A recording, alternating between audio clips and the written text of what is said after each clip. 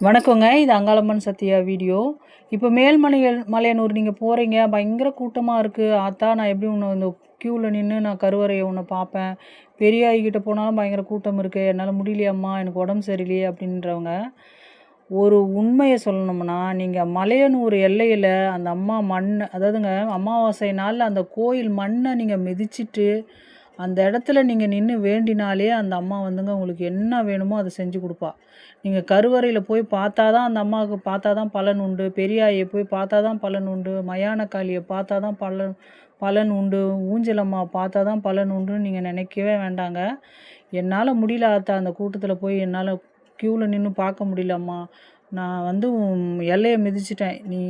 நான் இத தான் வேண்டி வந்தேன். எனக்கு செய் ஆத்தான்னா, அந்த அம்மா கண்டிப்பா செய்யுங்க. ஏன்னா, அந்த மலையனூர் மண் அமாவாசையில மிதிச்சாலே உங்களுக்கு அந்த அம்மாவ வணங்குன பலன் உண்டுங்க. நீங்க அந்த எல்லையிலேருந்து என்ன வேண்டுனாலும், அது கருவறையில நின்னு வேண்டியதாக தான் அர்த்தங்க. அதனால நீங்க எதுக்கும் கவலைப்படாதீங்க. கூட்டத்தில போயிட்டு கருவற